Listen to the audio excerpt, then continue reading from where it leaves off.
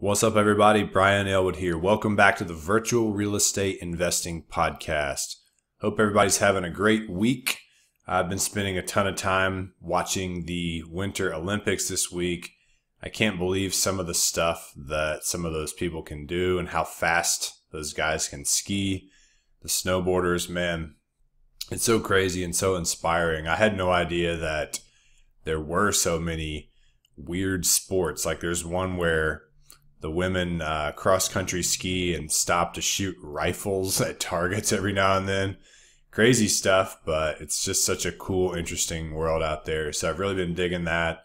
Tomorrow's Valentine's Day, so I'm getting ready for that. I hope all of you gentlemen are getting ready to do something fun with your lady and vice versa.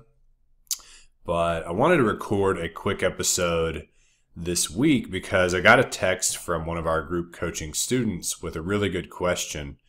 And I want to read what he asked and answer it live here on this podcast. So his name's Brad. He said, "Hey man, how's it going? I wanted to reach out to you personally with this one. I've been continuing my hustles, but lately it seems like we've been hitting a wall. Contrary to your advice, we've still been more involved than hiring an acquisition manager, but we do pay someone to answer our calls, then manually call them back and scope the property. Lately, though, we've been getting less and less calls from our mail, and the prices they want are getting more and more ridiculous. I can't help but think that we are due for a major correction, and I might just be better off trying to take a break and hoarding cash for better days. Another thought is that I might need to step into another market, but that's pretty foreign to me. I guess I could start digging through some demographics data, hire an acquisition manager and go from there, but this would be completely new to me and would probably have a steep learning curve. Any thoughts?" So that's a great question, Brad. And Brad gave me permission to answer this live on the podcast. A lot of people are dealing with this right now. I mean, it's 2018. The real estate market has been on an uptick for, I don't know, 7, 8, 9 years now, 10 years. It's been ridiculous. I think the average time in between real estate market cycles is 7 years. And we're going on 10 years now, basically, since the market has gone back down. So what's the deal? How do you invest today in 2018? Well, real quick, and this is a lesson that I've learned, even though I wasn't investing prior to the crash, I have already had to adapt my my approach and my strategies based upon market conditions. And once the market crashes or corrects or whatever, I know I'm going to have to adapt again. So I realized that this game of being a real estate investor is about being adaptable and creative and leveraging whatever is available to you at any given time. When things are great, you can make a lot of money and capitalize on it. But when things dry up, you have to switch up your approach and try different things. So let me tell you the story of kind of how I realized that. When we first got into real estate, we were doing wholesales, fix and flips, buying rentals in Nashville. And this was, I don't know, 2010, 2011-ish. And the market was nobody cared about real estate basically back then. Everything was really cheap and it was easy to find good deals to flip or hold, and you could buy them at the right prices. And that went on for 3 or 4 years where the getting was really good, right? However, good markets attract competition. When the people aren't stupid, right? They see you making a bunch of money and getting all these deals, and everyone floods in because they want deals as well.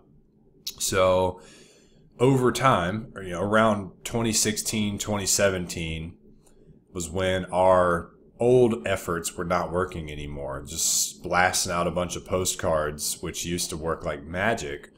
All of a sudden, it stopped working for us nearly as well. I remember looking at our numbers one time and saying, whoa, we're spending $300 to get a single lead from direct mail. A lead.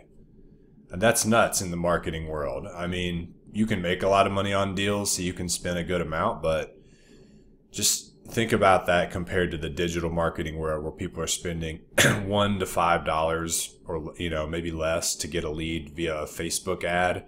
And here I am spending over $300 to get one person to call me from postcards.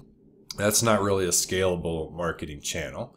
So we had to adapt. We started our own backyard, Nashville, just because we happened to live there. Turned out to be a really good market, and we rode the wave while it lasted. And then all of a sudden, everything dried up, like it always does.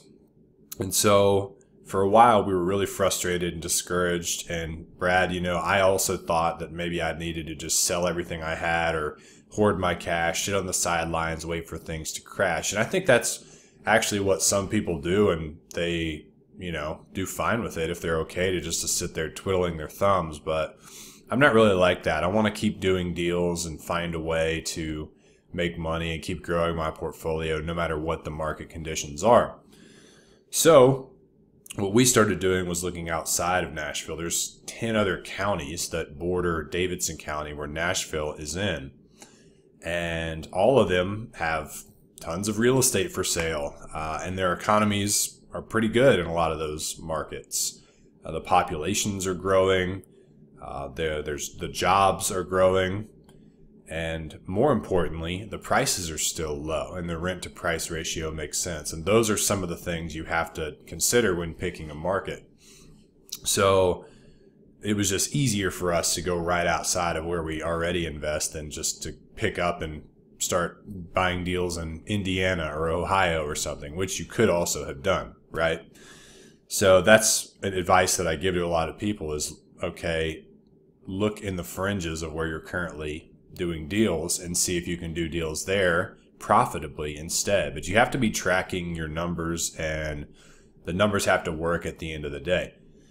If you're spending $300 to get a lead and it takes you 30 leads to get a deal, that'd be $9,000, to get a deal. And if your average deal makes you $9,000, you're losing money at the end of the day and wasting time, right? So you have to treat your marketing spend versus your ROI like any other business does. You track it, you sit down and look at it all the time. Building a huge network of wholesalers is a great, essentially free marketing channel that you should really capitalize on.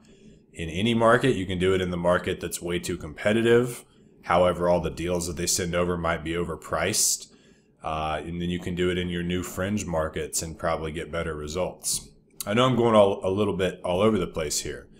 But however, to get back to the story, whenever we started focusing on those fringe areas and doing direct mail there and building out our other marketing channels there, everything started working a lot better.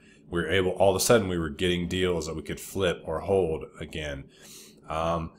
It wasn't like the deals weren't as sexy though. These were more linear markets. If you go back to my linear versus cyclical real estate market episode, that will make more sense.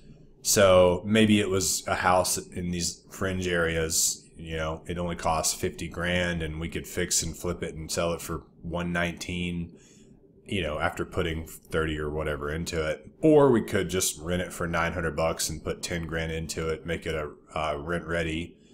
Do a rent ready rehab and just keep it for a while. One good thing to know is that if you're in a hot competitive market, people are moving there, population's growing, it can only grow one way, which is out. And so all those fringe areas are going to become popular and pricey and in demand over time. So buying on the fringes has always been really good to me ever since I got started, as far as appreciation plays go, as far as buying houses that are going to be likely to go way up in value. If you buy on the fringe of growth, you're really setting yourself up for success because you can still get houses that are cheap. And then when the city grows and expands, then prices will go up because the fringe area now becomes inside of the hot circle or whatever as things spread. Now, of course, if the economy crashes and everything goes way back down, it's going to take a while for that to happen, because it's going to have to come back up, and then people start doing better and things heat back up. So it could be a whole nother cycle away from your fringe property going way up in value. The caveat, though, is that if it works as a rental, it doesn't matter. So everything I buy works as a rental. I mean, we'll do flips that are safe, but we always have multiple exit strategies on them. So buy a house for, let's call it 70,000, put 30 into it, and I might try to sell it for 139. But I'm in it for 100, right? That thing better rent for at least $1,500 a month. And then if it can, and let's say I can't sell it for my 139 like I wanted to because the market crashed, I'll just put a tenant in there, rent it for $1,400 or $1,500 a month, and wait until I can sell it, or maybe never sell it, right? So you always want to make sure you have multiple exit strategies. That's why I really like these cheaper markets where the rents are high enough to cover what it costs to buy and fix the house, especially when things are really competitive right now. I kind of cringe when I hear about people doing $500,000, $600,000, $700,000 rehabs and building new houses and just really sticking their neck out there. I can tell you this, I've worked way too damn hard since I got into real estate to lose it all, to lose everything I have, to do a bunch of real speculative projects here in 2018 with all the crazy stuff going on in the world, and the Dow Jones is wavering, and it just feels way too inflated right now, guys. So you can definitely still do deals, but you just have to be a conservative investor and live by some guidelines that you would live by no matter how things are, right? Which is make sure every deal you enter has multiple exit strategies. It could double as a rental if things were to crash. If things crash, I haven't lived through this, but I have talked to a lot of investors who have, and they say that rents do also go down when things crash, but they don't go down nearly as much as the value. And you don't really care what the value is on paper because you're not going to sell it. Kind of like the people that held onto their stocks during the 2007, 2008 crash. They still own the same amount of shares. They just went way down in value. But those people that held onto them now have gained all their money back and then almost nearly doubled it again, right? And so that's essentially what you do as a real estate investor. The only way to be able to hold on to it is to have the cash flow coming in to cover your payment, to put money in your pocket at the end of the day. This is why we invest, guys. We invest for freedom. So you have to follow these guidelines. So to get back to your original question, if I were you, I would look and explore other areas that would work where these guidelines could be met. You could still do deals. The deals might not be as sexy, like I said, where you can make $100,000 on a crazy rehab. You still could, but you're also risking a lot to do that because you might not be able to sell it. But if you can find that market where you can still do deals and then they'll double as rentals if you can't sell it, you're pretty much safe. And yes, the getting is not as good as it was in 2012, 13, 14, 15, 16, right? Getting's not as good. I mean, a lot of people won't admit this to you. They want to post about how rich they are and how much money they're always making in real estate. And they'll never admit that their marketing isn't working as good as it used to. But the truth is that is what's happening. And it's not going to last forever, guys. Once the things correct, a lot of the people who are not real serious about this are going to quit and go do something else. And prices will go back down. The demand will go down. And we will be able to, again, buy deals for cheap. So I hope that makes some of you guys feel better and inspires some of you. Just know that finding that market is key. I've talked to a lot of people and they're like, man, I'd love to do rehabs. I'd love to buy rentals, but everything here is too expensive or whatever.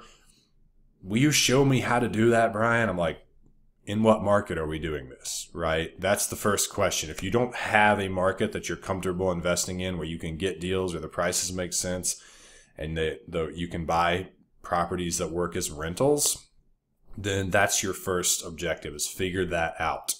All right. Awesome. Thank you guys so much for listening. Really appreciate everybody who's left me a review. I'm going to read some of those on the next episode. And you guys are awesome. Have a great day and go out and get some cash flow. Peace.